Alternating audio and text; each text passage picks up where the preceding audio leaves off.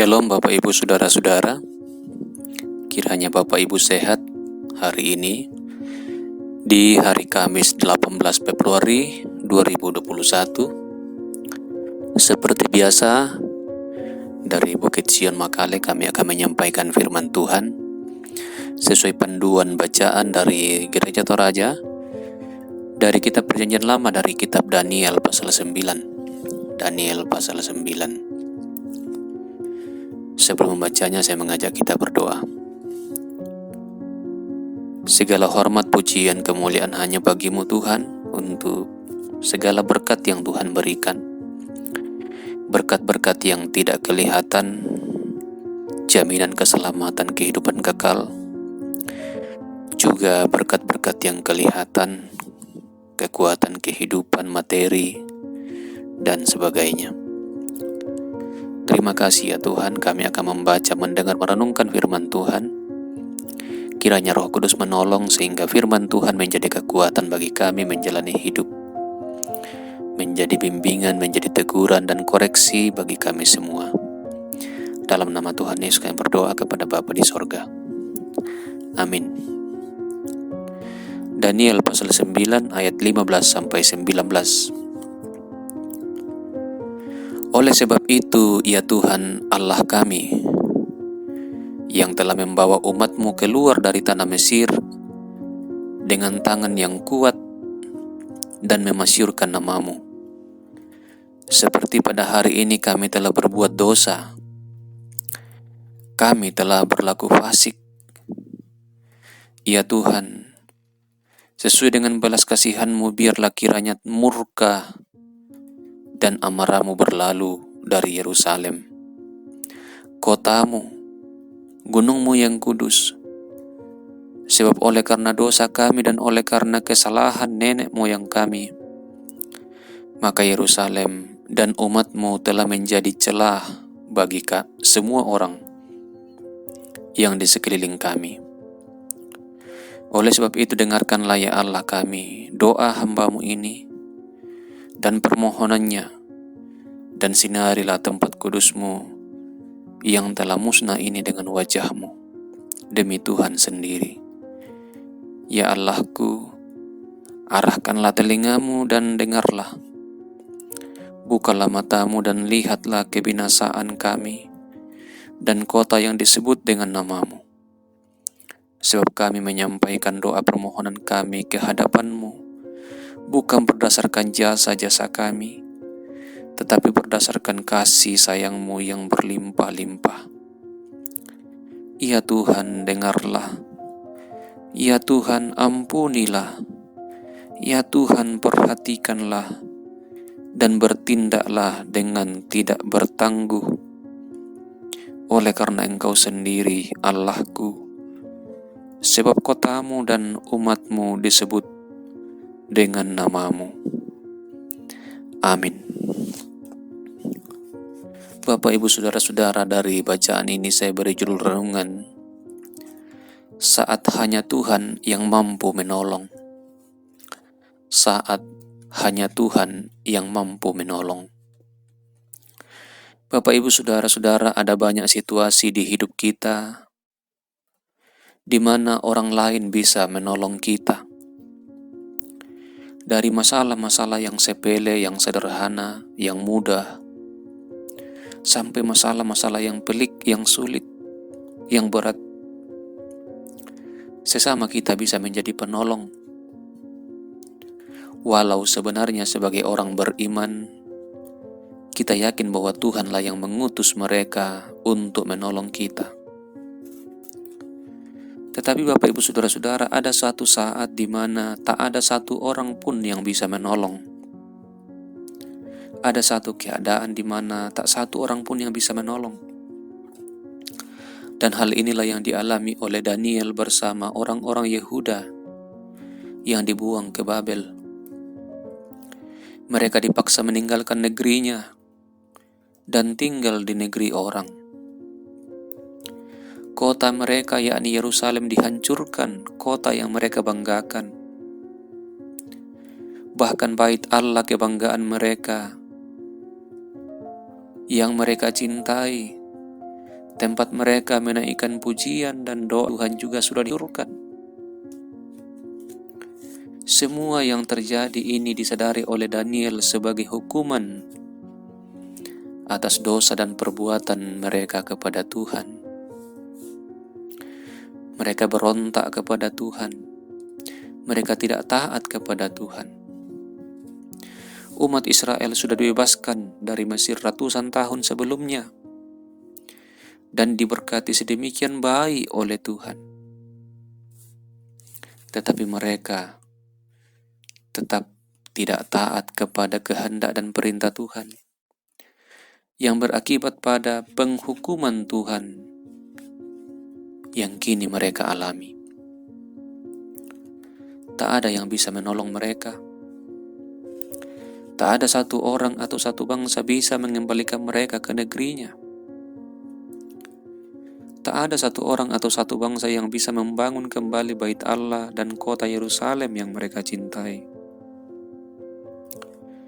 Daniel berdoa kepada Tuhan untuk semua hal ini. Ia memohon pengampunan untuk bangsanya.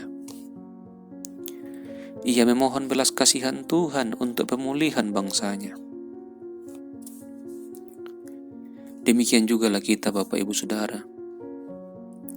Tak ada yang bisa menolong kita untuk lepas dari perbudakan atau perhambaan dosa.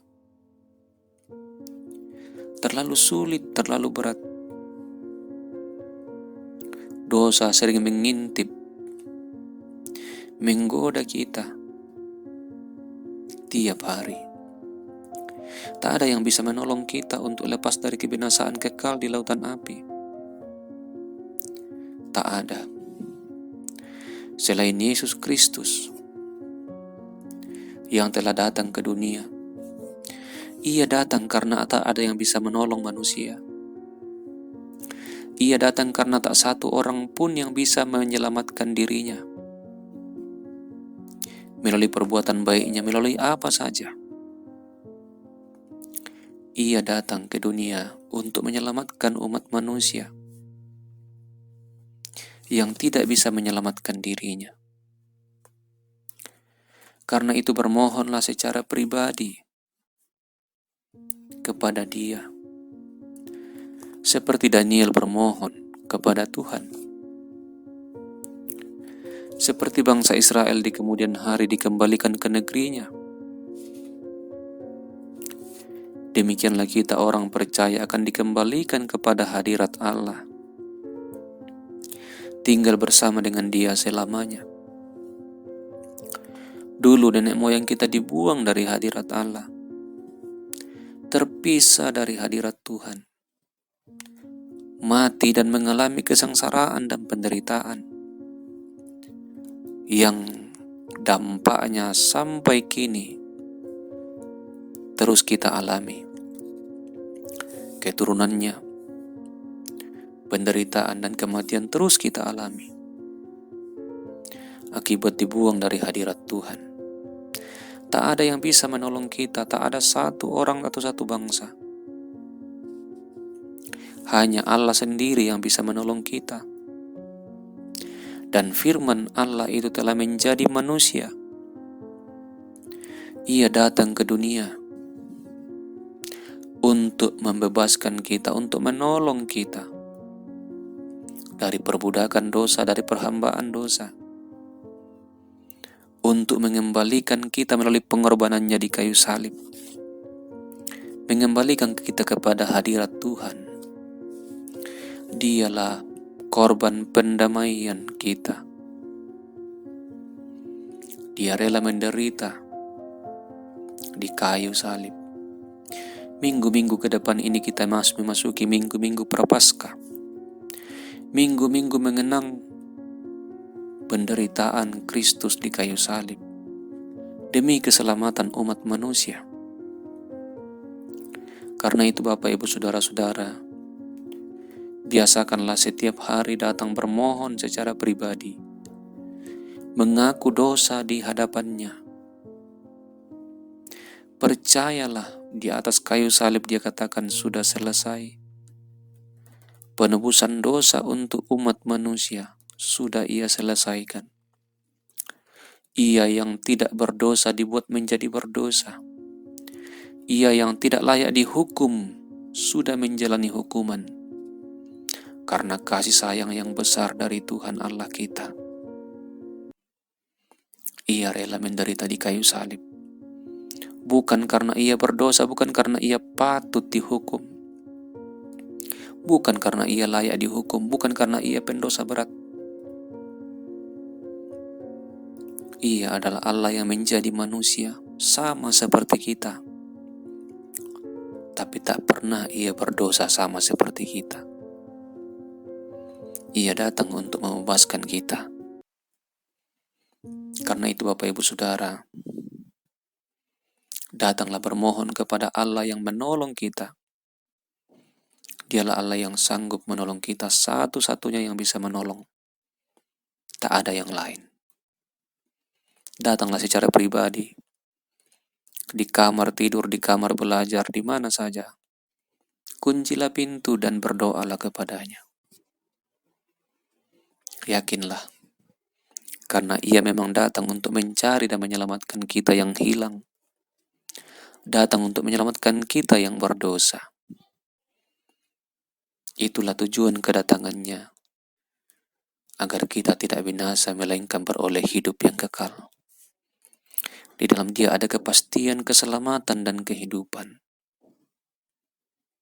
Karena Ia Allah, Ialah yang menjadikan alam semesta dan kita manusia. Datanglah, jangan menunggu. Temuilah Dia dalam doa pribadi. Ia sanggup mendengarkan doa kita. Walau tak terdengar, walau diucapkan di hati saja, Ia bisa mendengar. Karena Ia adalah Tuhan Allah kita. Terpujilah Dia. Amin. Kita berdoa. Kami bersyukur ya Tuhan. Tuhan sungguh baik bagi kami.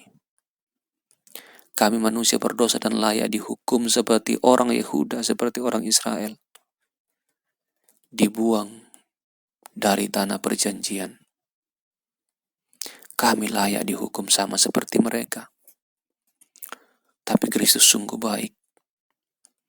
Ia berkorban di kayu salib agar kami tidak berkorban, tidak binasa, tidak menderita. Engkau Allah yang baik.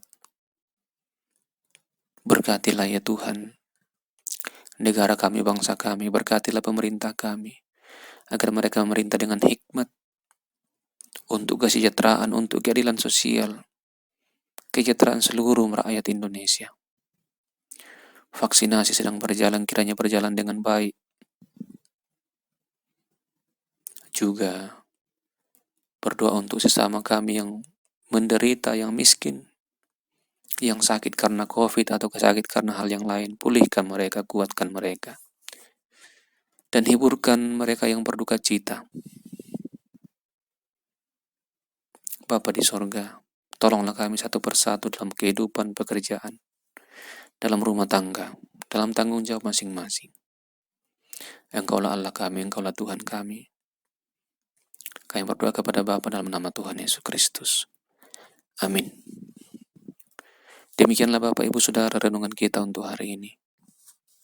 Selamat beraktivitas, Tuhan memberkati.